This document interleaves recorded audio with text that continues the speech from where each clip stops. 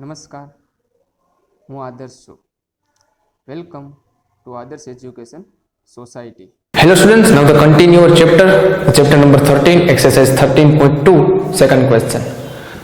Same for the simplify and express each of the following.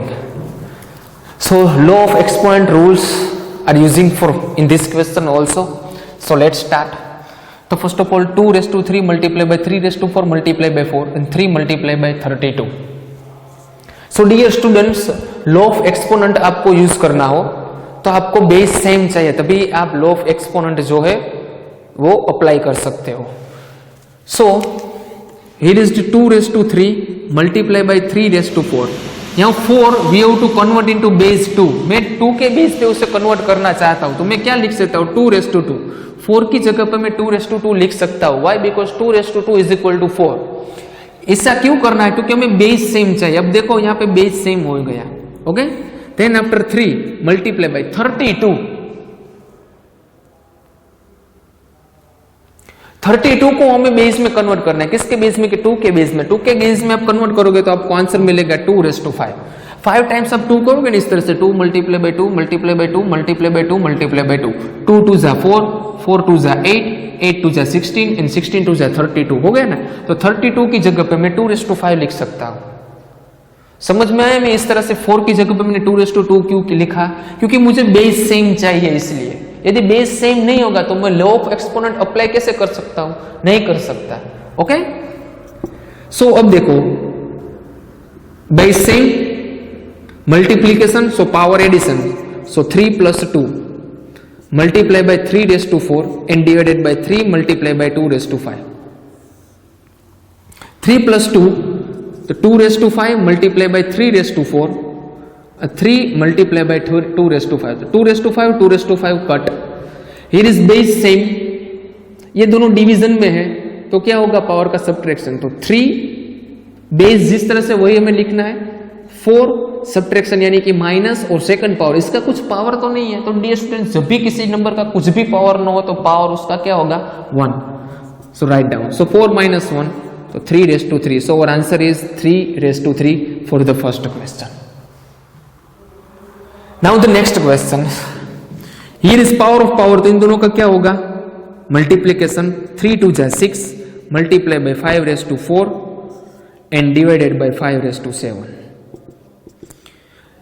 Base same है, multiplication sign से, तो इन दोनों का क्या होगा? Addition. So 6 plus 4 it means 10 divided by 5 raised to 7. Base same है, डिवीजन की साइन है, तो इन दोनों का क्या होगा? सब्ट्रैक्शन. तो 10 में से 7 सब्ट्रैक्ट करो तो आपको आंसर क्या मिलेगा? 5 raised to 3. So this one is our second question answer. Now understand first 2. Third one 25 raised to 4 divided by 5 raised to 3. यहाँ पे 25 और यहाँ पे 5 है तो बेस सेम नहीं है. तो क्या करना है? तो 25 को हम 5 में लिख सकते हैं, बेस 5 में. किस तरह से? सो डियर स्टूडेंट 5 स्क्वायर करो तो 25 मिलेगा आपको. तो हो गया ना उसका बेस 5 कि नहीं हुआ? हमें बेस 5 करना है तो 25 की जगह पर मैंने क्या लिख दिया? 5 स्क्वायर. 5 स्क्वायर यानी कि कितना होगा? 25. मैं या 25 लिखूं या 5 स्क्वायर लिखूं, दोनों हुआ तो सेम ही ना. एंड raised to 4, ये 4 तो हमें लिखना ही है. Divided by 5 raised to 3. और पावर ऑफ पावर है तो इन दोनों को क्या होगा? मल्टीप्लीकेशन. तो 4 2 जा 8 डिवाइडेड बाय 5 raised to 3. अब देखो बेस सेम हो गया, मैं लॉ ऑफ एक्सपोनेंट अप्लाई कर सकता हूं. बेस सेम हो गया, डिवीजन की साइन है, तो इन दोनों का क्या होगा? सब्ट्रैक्शन. सो 8 में से 3 को सब्ट्रैक्ट करो तो 5 raised to 5. So this one is our answer for the third question. Okay, समझ में आ रहा है ना? नेक्स्ट वन सी, यहां पे बेस सेम है लेकिन 3 7 एंड 21. अब सिर्फ इन दोनों का ही बेस सेम है, यहां पे बेस सेम नहीं है. तो मैं 21 को 3 और 7 में लिख सकता हूं. 21 को मैं 3 और 7 में लिख सकता हूं. कुछ आइडिया आया? Yes. 3 multiply by 3. 3 multiply by 7 square multiply by 11 raised to 8. Now 21 it means 3 multiply by 7. अब देखो बेस सेम हो गया ना. and multiply by 11. 21 की जगह पे मैं 3 multiply by 7 लिखा. Why? Because 3 multiply by 7 is equal to 21. देखो तो 3 3 कट, ये दोनों डिवीजन में है कि नहीं है? सो सब्ट्रैक्ट 7 2 -1, इसका पावर नहीं है इसलिए 1 तो होगा ही, मल्टीप्लाई बाय, ये दोनों भी डिवीजन में है, सो इन दोनों का भी सब्ट्रैक्शन होगा, तो 8 -1, इन दोनों का सब्ट्रैक्ट, इसमें 7 मल्टीप्लाई बाय 8 में से 1 को सब्ट्रैक्ट करो तो 7, तो 7 मल्टीप्लाई बाय 11⁻7, तो fourth question answer. So understand the first 4, okay? Now next, fifth one. See, first of all the number power is 0. So all the number power is 0, then answer always in 1, okay? So 1 plus 1 plus 1, 2 raised to 0, answer 1, 3 raised to 0, answer 1, 4 raised to 0, answer 1, और addition के sign, 1 plus 1 plus 3, so answer is 3. Next, 4 raised to 5 multiplied by a raised to 8 b raised to 3, 4 raised to 5 multiplied by a raised to 5 b raised to 3. First of all 4 raised to 5, 4 raised to 5 cut. Now in दोनों का base same है और इन दोनों का base same है, तो अभी अब कुछ भी बेस सेम करने की जरूरत नहीं है क्योंकि बेस सेम दिया ही गया है, तो ये दोनों डिवीजन में है, देखो है कि नहीं है?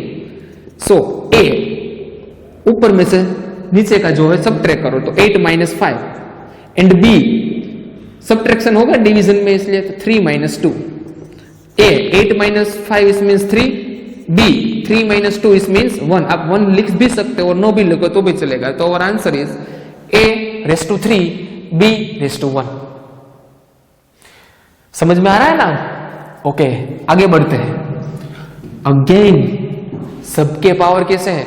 0, तो किसी भी नंबर का पावर 0 हो तो आंसर ऑलवेज क्या आएगा? 1.